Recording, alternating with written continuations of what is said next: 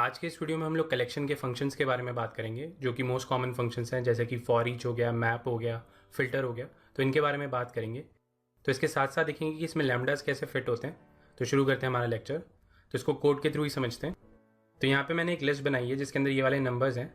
अब सपोज मुझे इस लिस्ट को फिल्टर करना है, इसमें से सिर्फ वही नंबर लेने हैं जो कि ऑड नंबर्स हैं।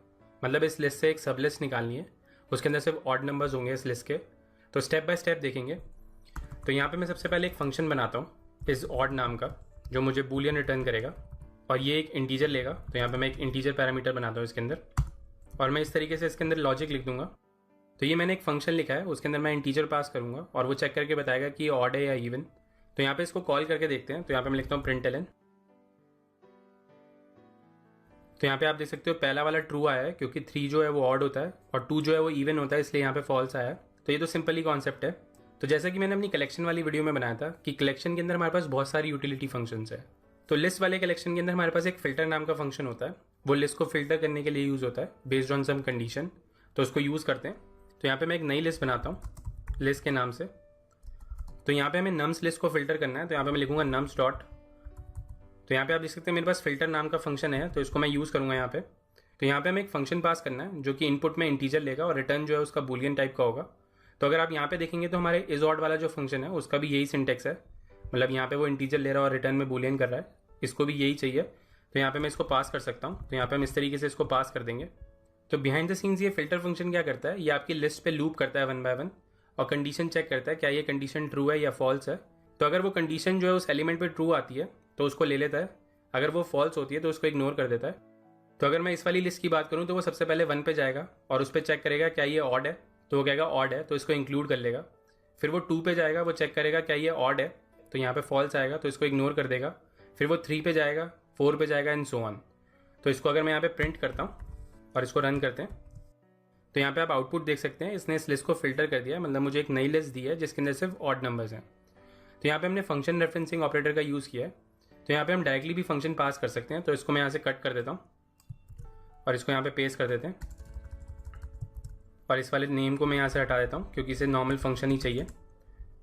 तो इस तरीके से भी हम यहाँ पे डायरेक्टली पास कर सकते हैं। इस वाली कॉल को मैं यहाँ से रिमूव कर देता हूँ और इसको दोबारा से रन करते हैं। तो यहाँ पे आप देख सकते हैं सेम आउटपुट आया है। मतलब हम यहाँ पे डायरेक्टली फंक्शन भी पास कर सकते हैं। तो इस तरीके से फिल्टर फंक्शन काम करता है। तो थोड़ा और सिंप्लीफाई करते हैं इसे। तो यहाँ पे मैं फंक्शन की जगह लैम्डा भी पास कर सकता हूँ क्योंकि लैम्डा जो होता है वो हमारा फंक्शन ही होता है। तो इस फंक्शन की जगह हम लोग लैम्डा भी पास कर सकते हैं। तो यहाँ पे मैं इसको लैम्डा बना देता हूँ और यहाँ पे इसको रिमूव करके यहाँ पे एरो लगा देते हैं जो इसकी बॉडी होगी। इन सबको यहाँ से रिमूव कर देता हूँ मैं। तो इस तरीके से भी हम लोग यहाँ पे लैम्डा पास कर सकते हैं। तो इसको मैं रन करके दिखाता हूँ, सेम आउटपुट आना चाहिए। तो यहाँ पे आप देख सकते हैं सेम आउटपुट आया है। तो इसको क्लोज कर देता हूँ। तो यहाँ पे आप देख सकते हैं मेरे पास एक सजेशन आ रहा है कि lambda argument should be moved out of parenthesis.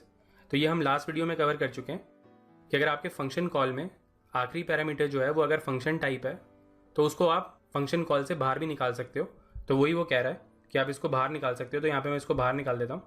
मतलब मुझे यहाँ पे ब्रैकेट्स लगाने की ज़रूरत नहीं है, हम इसको डायरेक्टली कॉल कर सकते हैं। तो इसको हम लोग और सिंप्लीफाई कर सकते हैं। अब क्योंकि इस वाले लैम्डा के अंदर सिर्फ एक ही पैरामीटर है तो इसको हम लोग इट से रिप्लेस कर देंगे। तो यहाँ पे मैं इट का यूज़ करता हूँ और यहाँ पे हम डायरेक्टली इट का यूज़ कर लेंगे। तो यहाँ पे आप देख सकते हैं कितना सिंप्लीफाई हो गया है ये। सीधा हमें अपने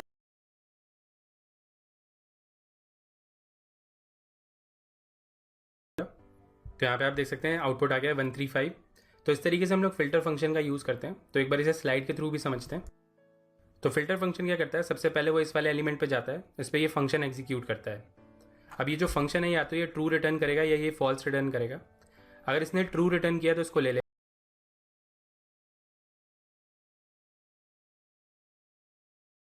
और फॉल्स के बेसिस पे उसको इंक्लूड कर लेगा। थर्ड पे भी ऐसे ही करेगा एंड सो ऑन। तो इस तरीके से ये फिल्टर फंक्शन काम करता है। तो मेन चीज़ इसमें ये है कि यहाँ पे हम इस तरीके से इसको सिंप्लीफाई कर सकते हैं। तो आप देख सकते हैं कि हमने स्टेप बाय स्टेप कैसे इंप्रूव किया इसकी रीडेबिलिटी को। तो इस तरीके से हम लोग फिल्टर का यूज़ करते हैं। तो एक और एग्जांपल देखते हैं यहाँ पे फिल्टर का। तो यहाँ पे मैं एक और डेटा क्लास बनाता हूँ यूज़र के नाम की।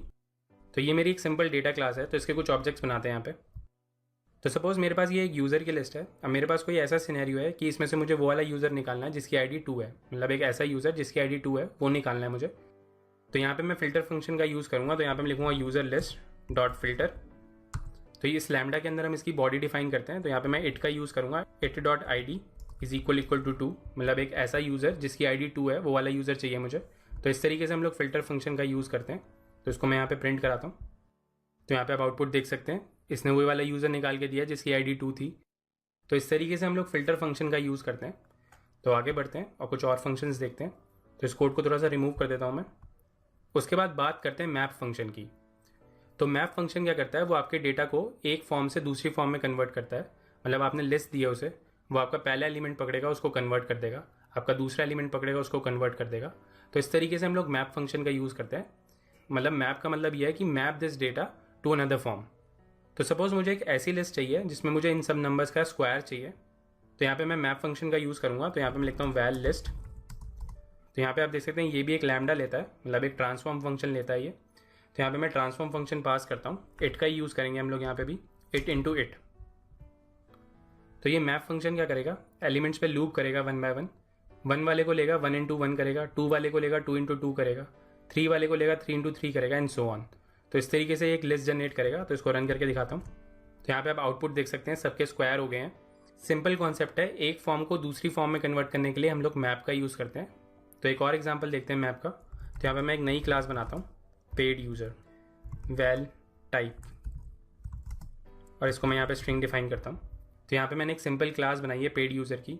तो सपोज मेरी जो यूज़र लिस्ट है उसको मुझे कन्वर्ट करके इस पेड यूज़र के ऑब्जेक्ट्स बनाने, तो वहाँ पे मैं मैप फंक्शन का यूज़ कर सकता हूँ। तो यहाँ पे मैं इसको यूज़ करके दिखाता हूँ। तो यहाँ पे मैं लिखता हूँ वैल पेड यूज़र लिस्ट, और यहाँ पे मैं मैप फंक्शन का यूज़ ही करूँगा। फिर से यहाँ पे लिखता हूँ यूज़र लिस्ट डॉट मैप, और यहाँ पे हम लैम्डा का यूज़ करेंगे। तो यहाँ पे आप देख सकते हैं इट वाला पैरामीटर ये बता रहा है मुझे कि यहाँ पे मेरे पास एक इट वाला पैरामीटर है जो कि यूज़र टाइप का है।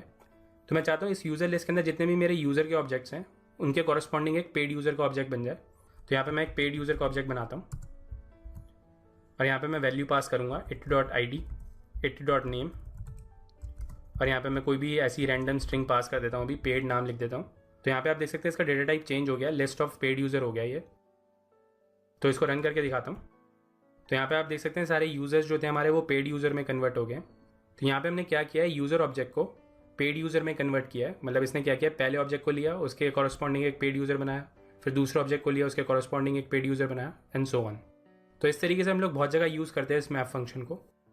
तो इसका एक यूज़ केस बताता हूँ जहाँ पे हम लोग मैप फंक्शन का यूज़ करते हैं। तो सपोज मैंने नेटवर्क पे कॉल मारी, नेटवर्क से डेटा आ गया। अब नेटवर्क से जो डेटा आया था उसमें कुछ एक्स्ट्रा फील्ड्स थी, मुझे वो नहीं चाहिए थी। मतलब मेरी यूआई को कुछ कम फील्ड्स चाहिए। तो मैं क्या करूँगा, उस वाले डेटा को मैप कर दूंगा एक नई लिस्ट में, और उस नई लिस्ट को अपनी यूआई पे शो कर दूंगा। तो वहाँ पे हम लोग मैप का यूज़ करते हैं। मतलब एक फॉर्म ऑफ डेटा जो है वो मेरा नेटवर्क से आया था, उसको मैंने कन्वर्ट करके दूसरी फॉर्म में कन्वर्ट कर दिया। तो वहाँ पे हम मैप का यूज़ करते हैं। तो ये था मेरा मैप फंक्शन के बारे में। तो एक लास्ट फंक्शन देखते हैं, फॉर ईच। तो इसको मैं यहाँ से रिमूव कर देता हूँ। तो सपोज मुझे इस लिस्ट के एलिमेंट्स को प्रिंट कराना होता, तो यहाँ पे मैं एक फॉर लूप लिखता, फॉर आई इन नम्स, और यहाँ पे मैं इसको इस तरीके से प्रिंट करा देता। तो ये एक सिंपल लॉजिक है फॉर लूप का। मतलब वो एलिमेंट्स पे आइटरेट कर रहा है 1 बाय 1। और अगर मैं इसको रन करता हूँ तो यहाँ पे आप आउटपुट देख सकते हैं 1 2 3 4 5 आएगा। तो सिंपल फॉर लूप है ये।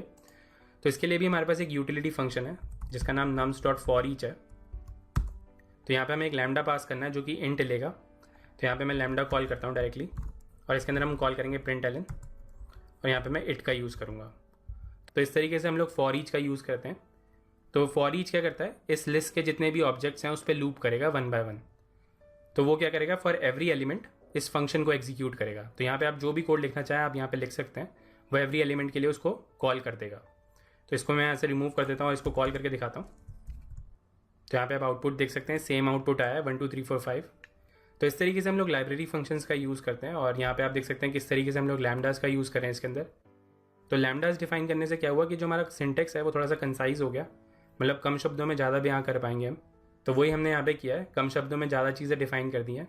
हमें यहाँ पे वेरिएबल भी डिक्लेयर नहीं करना पड़ रहा, यहाँ पे सीधा डायरेक्टली हमें इट मिल रहा है। जितने भी सिंगल पैरामीटर वाले आपके फंक्शंस होंगे वहाँ पे आप इट का यूज़ कर सकते हो। तो थोड़ा जो सिंटेक्स है वो कंसाइज हो गया, थोड़ी डेवलपर की लाइफ ईजी हो गई है। तो अगर आप एंड्रॉयड की राह में जा रहे हैं तो वहाँ पे बहुत ज़्यादा यूज़ होगा ये।